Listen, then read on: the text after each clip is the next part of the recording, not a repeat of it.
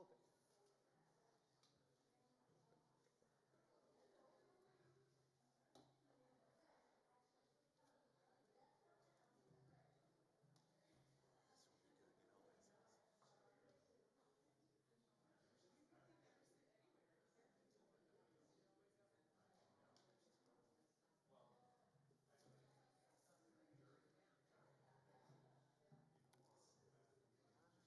Can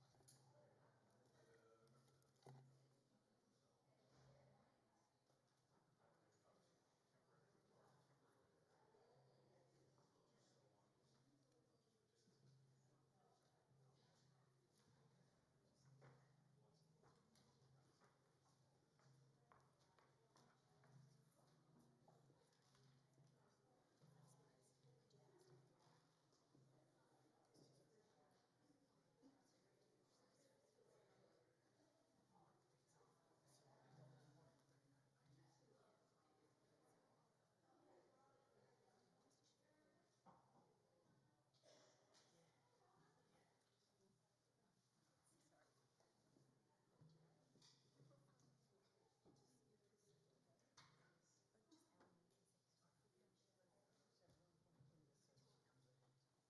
I'm just getting introduced. You're done, I'll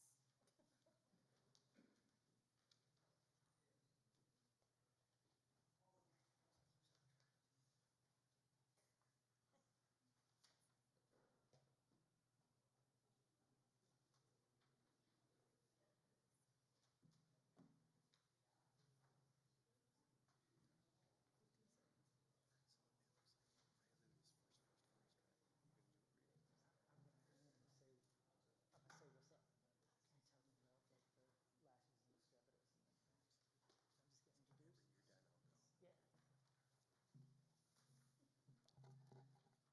Yeah. Good evening. Just want to share a few notes with you before we begin the Tenebrae service. First,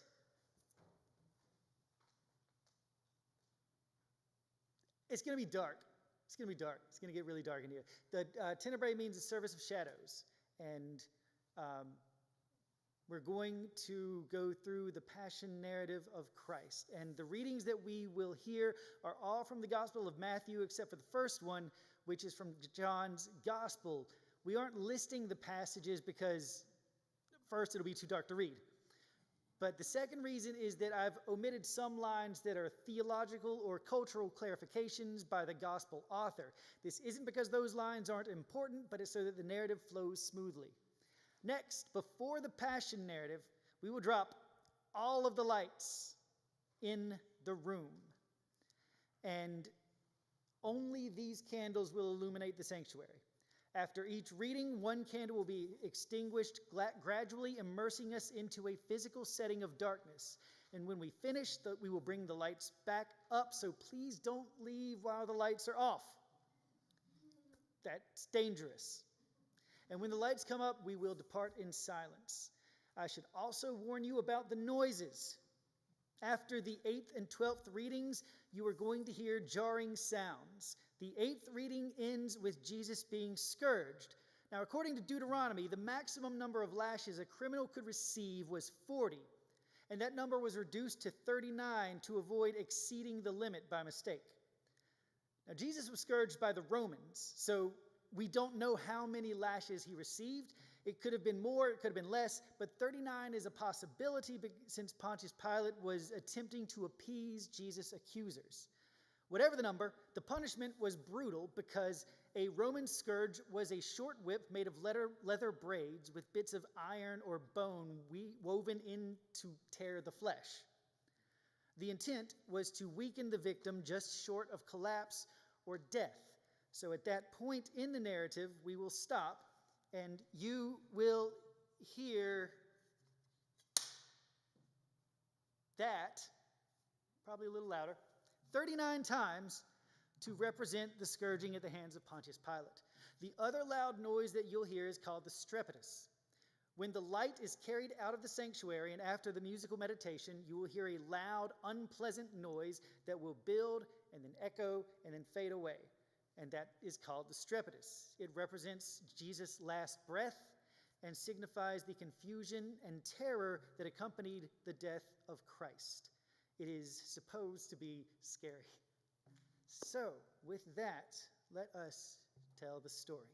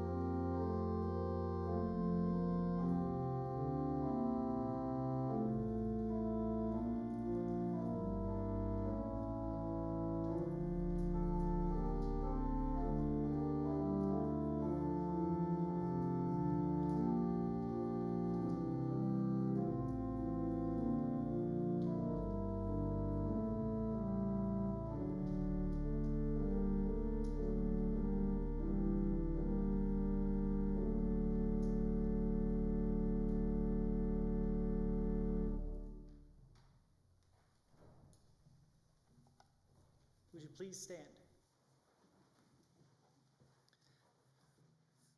Grace to you and peace from God our Creator and the Lord Jesus Christ. Amen. God is light in whom there is no darkness at all. Jesus Christ is the light of the world. And this is the judgment, that the light has come into the world. Please remain standing and sing in the United Methodist Hymnal number 287, O Love Divine, What Hast Thou Done?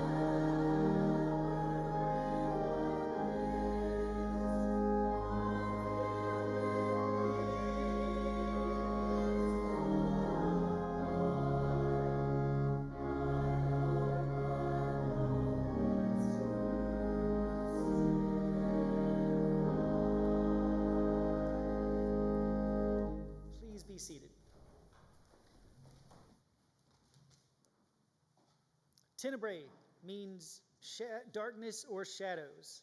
As we come to the end of Lent, we accompany Jesus in his last hours. We witness the cruelties and the suffering he endures. We listen to the words of condemnation and ridicule. In all this, he is innocent. He is the faithful servant of God doing the Father's work, bringing the gospel of love, peace, and hope. And so, in this liturgy, we are invited to walk solemnly and attentively with Jesus. And as we take this journey, be still and know that God is here.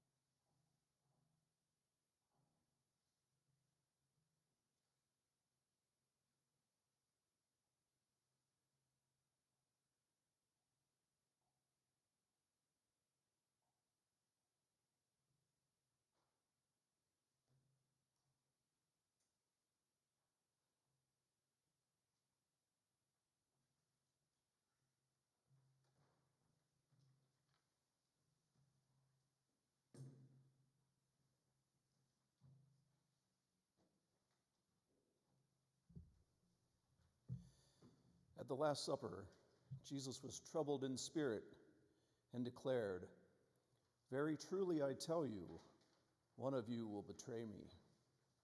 The disciples looked at one another, uncertain of whom he was speaking. One of them asked, "Lord, who is it?" Jesus answered, "It is the one to whom I give this piece of bread after I have dipped it." When he had dipped the piece of bread, he gave it to Judas Iscariot. Jesus said to him, "Do quickly what you are going to do." Now no one at the table knew why he had said this to him. Some thought because Judas held the common purse, Jesus was telling him to buy what they needed for the Passover festival, or that he should give something to the poor. So after receiving the bread, Judas went out immediately, and it was night.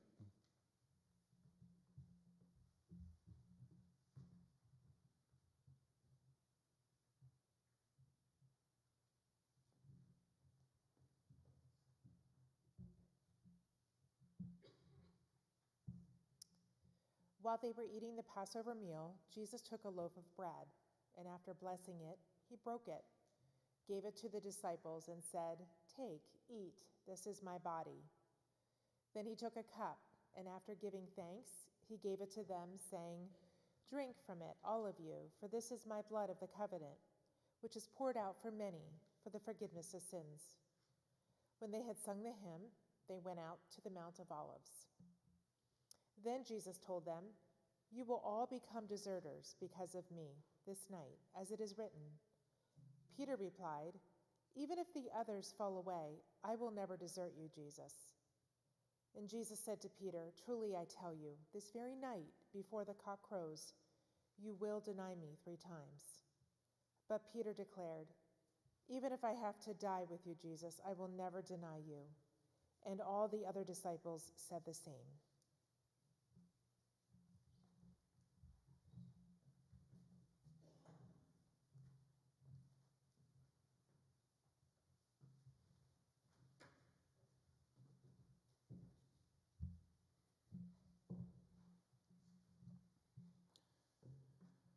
Then Jesus went with his disciples to a place called Gethsemane, and he said to them, "Sit here while I go over there and pray."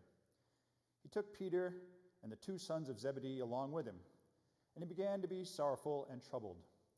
Then he said to them, "My soul is overwhelmed with sorrow to the point of death. Remain here and stay awake with me." Going a little farther, he fell with his face to the ground and prayed, "My Father, if it is possible, may this cup be taken from me. Yet not as I will, but as you will." Then he returned to his disciples and found them sleeping. "Couldn't you men keep watch with me for 1 hour?" he asked Peter. "Stay awake and pray so that you will not fall into temptation. The spirit is willing, but the flesh is weak." He went away a second time and prayed, "My Father, if this cup cannot pass unless I drink it, may your will be done." When he came back, he again found them sleeping, because their eyes were heavy. So he left them and went away once more and prayed the 3rd time, saying the same thing. Then he returned to the disciples and said to them, "Are you still sleeping and resting? Look, the hour has come, and the Son of Man is delivered into the hands of sinners. Rise, let us go. My betrayer is at hand."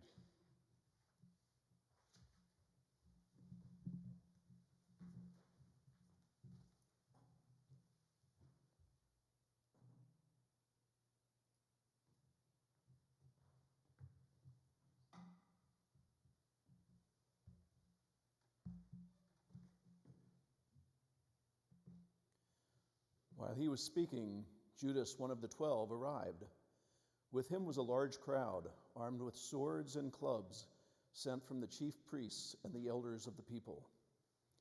Now the betrayer had arranged a signal with them. "The one I kiss is the man, arrest him." Going at once to Jesus, Judas said, "Greetings, Rabbi," and kissed him. Jesus replied, "Friend, do what you are here to do." When the men stepped forward, seized Jesus to arrest him. One of Jesus' companions reached for his sword, drew it out, and struck the servant of the high priest, cutting off his ear. "Put away your sword," Jesus said to him, "for all who draw the sword will die by the sword. Do you think I cannot call on my Father, and he will at once put at my disposal more than 12 legions of angels?" Then all the disciples deserted him and fled.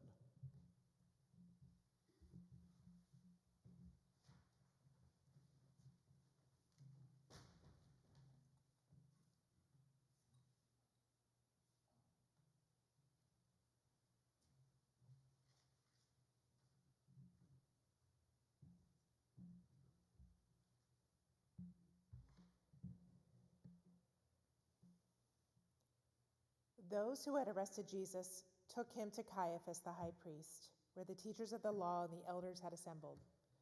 But Peter followed him at a distance, right up to the courtyard of the high priest. He entered and sat down with the guards to see the outcome. The chief priests and the whole Sanhedrin were looking for false evidence against Jesus so that they could put him to death. But they did not find any, though many false witnesses came forward. Finally, 2 came forward and declared, "This fellow said, 'I am able to destroy the temple of God and rebuild it in 3 days.'" Then the high priest stood up and said to Jesus, "Are you not going to answer? What is this testimony that these men are bringing up against you?" But Jesus remained silent. The high priest said to Jesus, "I charged you under oath by the living God. Tell us if you are the Messiah, the Son of God." "You have said so," Jesus replied. "But I say to all of you, from now on you will see the Son of Man sitting in the right hand of the Mighty One and coming on the clouds of heaven." Then the high priest tore his clothes and said, "He has spoken blasphemy. Why do we need any more witnesses? Look, now you have heard the blasphemy. What do you think?" "He is worthy of death," they answered. Then they spit in Jesus' face and struck him with their fists. Others slapped him and said, "Prophesy to us, Messiah. Who is it that struck you?"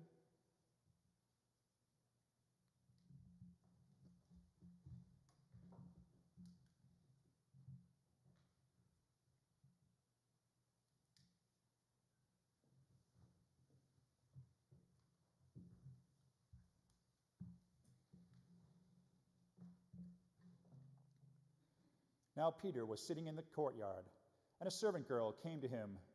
"You also were with Jesus of Galilee," she said.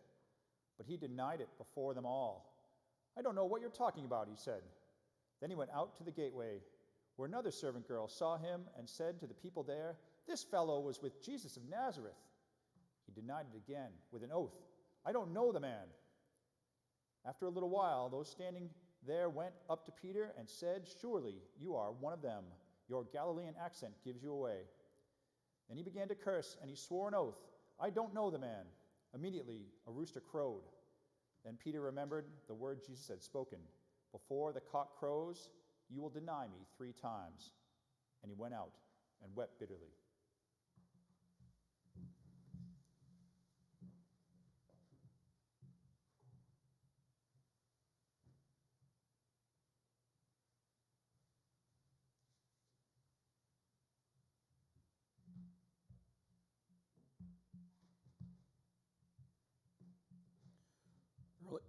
Early in the morning, all the chief priests and the elders of the people made their plans how to have Jesus executed.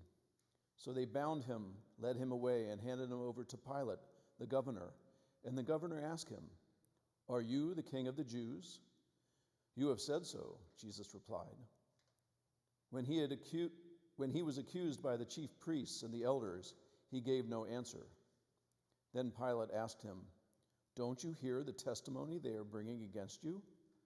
But Jesus made no reply, not even to a single charge.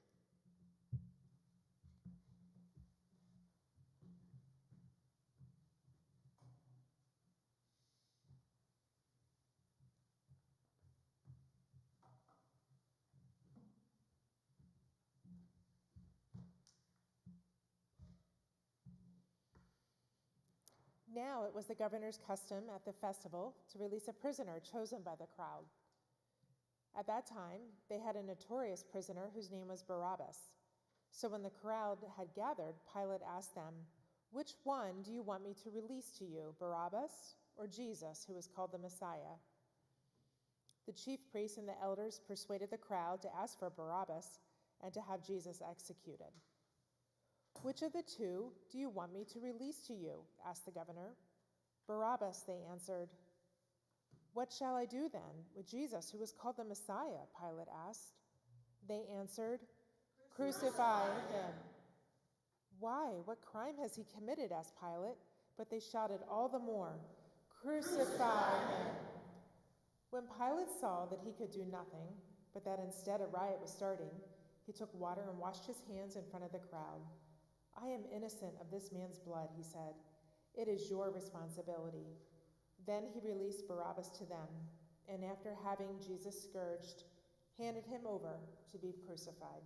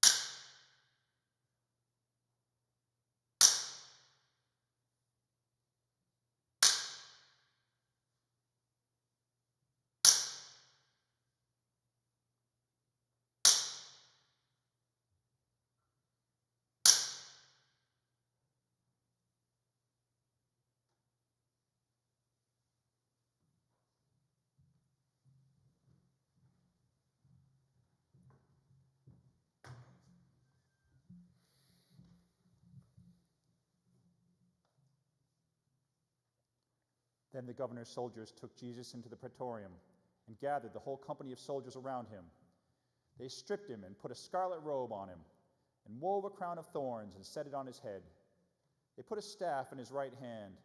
Then they knelt in front of him and mocked him. "Hail, King of the Jews," they said. They spit on him and took the staff and struck him on the head again and again. Then they led Jesus away to crucify him.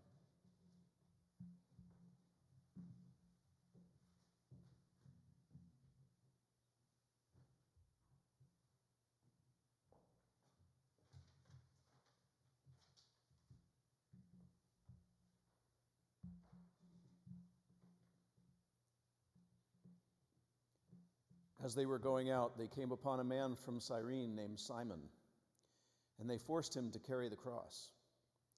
They came to a place called Golgotha, which means the place of the skull. There they offered Jesus wine to drink, mixed with gall, but after tasting it, he refused to drink it. When they had crucified him, they divided up his clothes by casting lots. And sitting down, they kept watch over him there. Above his head, they placed the written charge against him: "This is Jesus, the King of the Jews."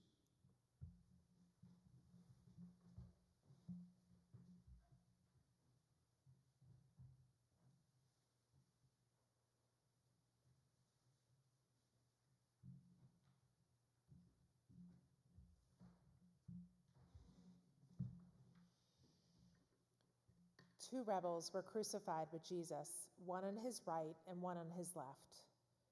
Those who passed by hurled insults at Jesus, shaking their heads and saying, "You who are going to destroy the temple and build it in 3 days, save yourself. Come down from the cross if you are the Son of God." "He saved others," they said, "but he can't save himself. He's the King of Israel. Let him come down now from the cross and we will believe him. He trusts in God. Let God deliver him now, for he said, 'I am the Son of God.'" In the same way, even the rebels who were crucified with him also mocked him.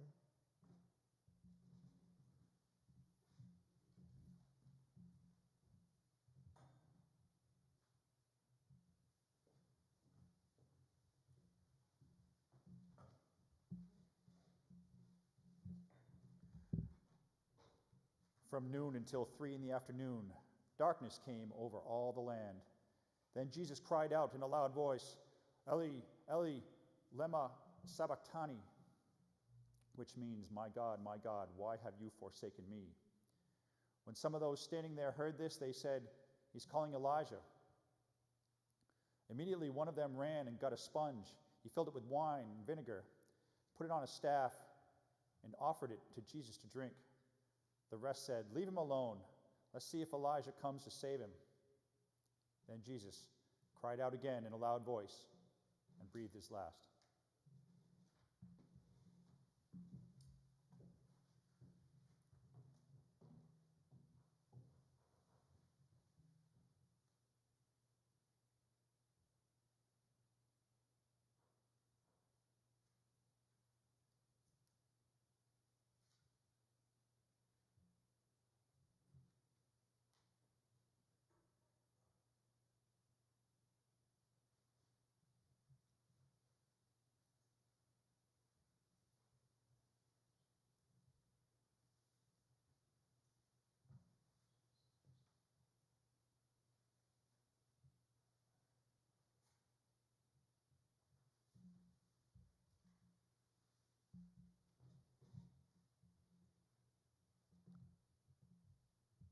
When it was evening, there came a rich man from Arimathea named Joseph, who had himself become a disciple of Jesus. He went to Pilate and asked for Jesus' body, and Pilate ordered that it be given to him. Jesus took the body, wrapped it in a clean linen cloth, and placed it in his own new tomb that he had cut out of the rock. He rolled a big stone in front of the entrance to the tomb and went away. Mary Magdalene and Mary, the mother of James, were sitting there opposite the tomb.